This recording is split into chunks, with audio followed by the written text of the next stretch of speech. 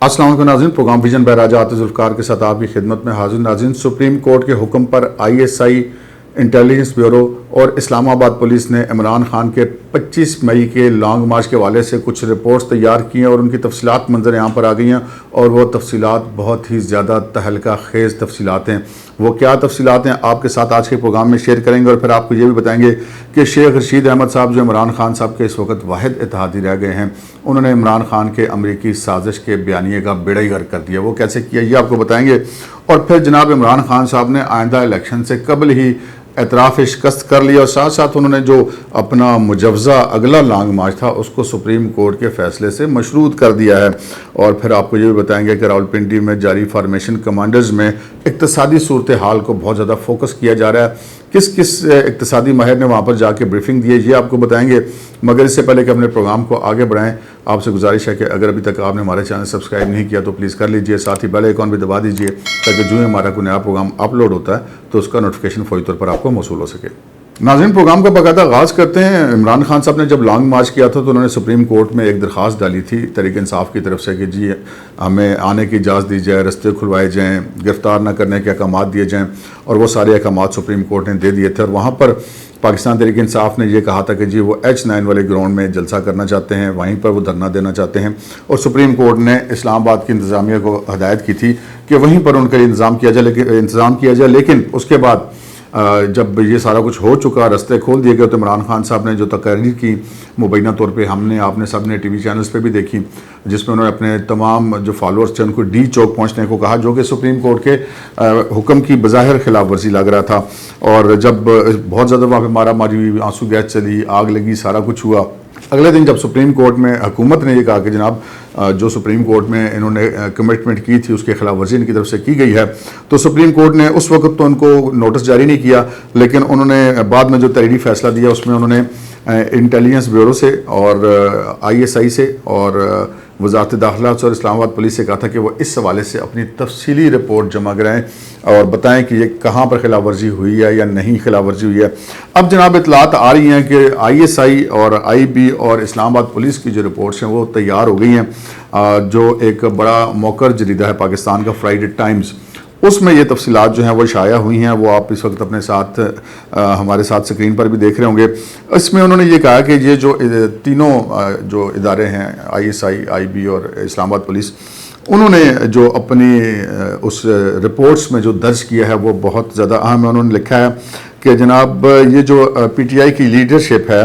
ये जानबूझकर इन्होंने लॉन्ग मार्च में सुप्रीम कोर्ट के अहकामात की खिलाफ वर्जी की और अपने सपोर्टर्स की हौसला अफजाई की कि वो D चौक पहुँचें, और जबकि अदालती हुक्म जो है वो H9 जाने का था।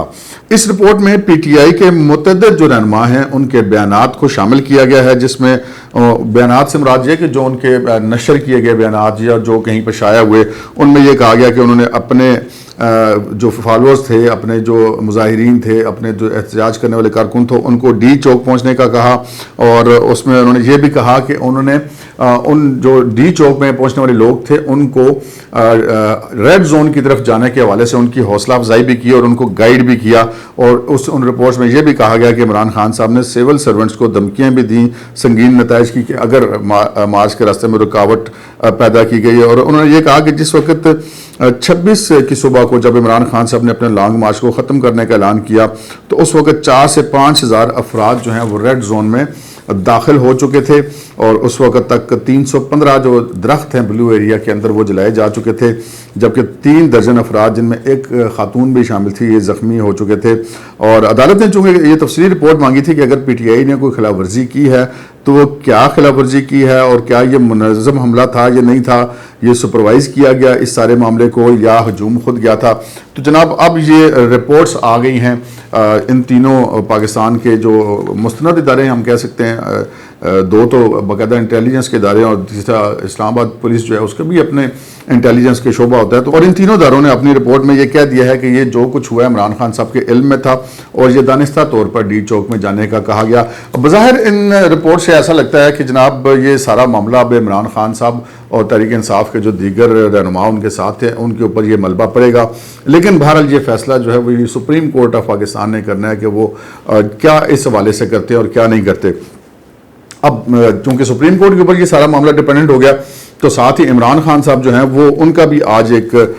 تقریب سے خطاب کرتے ہوئے اسٹیٹمنٹ آ گیا ہے. انہوں نے کہا کہ جی ہمارا جو اب اگلا لانگ مارچ ہے وہ سپریم کورٹ کے اس فیصلے سے مشروط ہوگا. یعنی کہ ہم نے آپ سے پہلے بھی عرض کیا تھا کہ وہ اب اگلا جو ہے وہ اپنا لانگ مارچ جن کا انہوں نے کہا تھا کہ میں 6 دن کے بعد کروں گا. اب تو خیر کافی دن ہو گئے ہیں, لیکن اس کے بعد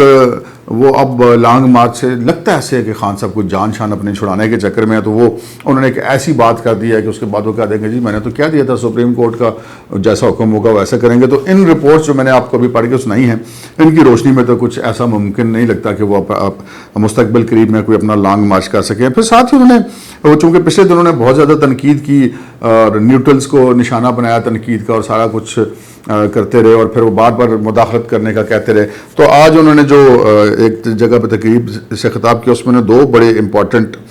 پوائنٹ اٹھائے. اور انہوں نے کہا کہ ایک تو انہوں نے یہ کہا کہ جناب چوروں کو آئندہ الیکشن جتوانے کی تیاریوں نے, یعنی کہ انہوں نے اعتراف کر لیا کہ اگلا الیکشن وہ لوز کرنے جا رہے ہیں اور پہلے سے ایک انہوں نے ماحول بنانا شروع کر دیا کہ جی میں اگلا الیکشن آ رہا ہوں کیونکہ جو ہے وہ ان کو باقاعدہ الیکشن جتوایا جائے گا. اب یہ ان کی گفتگو سے ایسا لگتا ہے اس میں ہمارا تو اب کوئی قصور نہیں ہے. البتہ انہوں نے ایک اور بھی بات کہی کہ جی پہلے نمبر پہ دشمن یہ چاہتا ہے کہ پاکستان میں پاکستان تحریک انصاف کمزور ہو اور دوسرے نمبر پہ یہ چاہتا ہے کہ فوج کمزور ہو. یعنی کہ انہوں نے پاکستان تحریک انصاف کو زیادہ ترجیح پہ رکھا ہے فوج کے حوالے سے, اور ساتھ ہی فوج کو بھی پورا پارا انہوں نے مبینہ طور پہ کرنے کی کوشش کی کیونکہ گزشتہ کچھ عرصے سے کافی زیادہ وہ سخت زبان استعمال کرتے فوج کے حوالے سے, ریاستی اداروں کے حوالے سے. تو یہ ایک انہوں نے آج اور اسٹیٹمنٹ دیا ہے. ابھی ہم بات کرتے ہیں شیخ رشید احمد صاحب کی. شیخ رشید احمد صاحب تو وہ کہتے ہیں نا ہمیشہ کہ میری تو سیاست گیٹ نمبر 4 سے شروع ہوتی ہے اور گیٹ نمبر 4 پہ ختم ہوتی ہے اور میں ان کے علاوہ سیاست نہیں کرتا. وہ اپنے یعنی کہ از خود قسم کے ترجمان بنے ہوئے ہیں اور لیکن ان کے جو سیاسی کیریئر میں پہلا موقع ہے کہ ان کے لیے گیٹ نمبر 4 کے تالے بند اور وہ خاصے پریشان دکھائی دیتے ہیں. اور وہ پھر جب ان کے پاس اور کوئی آپشن نہیں تھا تو پھر وہ مجبوراً یہ کہتے رہے جی میں تو عمران خان کے ساتھ کھڑا ہوں, میں تو پی ٹی آئی کے ساتھ کھڑا ہوں. پارٹی ان کی الگ ہے اور وہ خود وہ عوامی مسلم لیگ کے رہنما اور وہ پی ٹی آئی کی جو کور کمیٹی ہے اس کے اجلاس میں شریک ہوتے ہیں. اب یہ ایک بات مجھے نہیں سمجھ آئے گی پی ٹی آئی والے کسی اور پارٹی کے بندے کو کیسے اپنی اجلاس میں بلکہ کور کمیٹی کے اجلاس میں بلا لیتے. لیکن شیخ رشید احمد صاحب نے جناب اب وہ دوبارہ ان کو معاملات سمجھ آ گئے ہیں کہ پی ٹی آئی کے پاس شاید اب معاملات ٹھیک نہیں ہیں اور ان کا مستقبل وہاں پر غیر محفوظ ہو گیا. تو انہوں نے واپسی کی کوششیں شروع کر دی اور کچھ اس قسم کے بیانات دینے شروع کر دیے جس سے ان کے لیے دوبارہ سیاست کے اندر سپیس پیدا ہو. اور انہوں نے ایک کل بھی ایک جگہ پہ ایک ٹی وی چینل غالباً 24 پہ انٹرویو دیا اور اس میں انہوں نے کہا کہ چونکہ وزیر داخلہ تھے اور آئی بی جو ہے وہ وزارت داخلہ کے ایک ماتحت ادارہ, تو انہوں نے کہا جی مجھے تو آئی بی والوں نے 4 مہینے پہلے بتا دیا تھا کہ یہ حکومت جا رہی ہے اور میں نے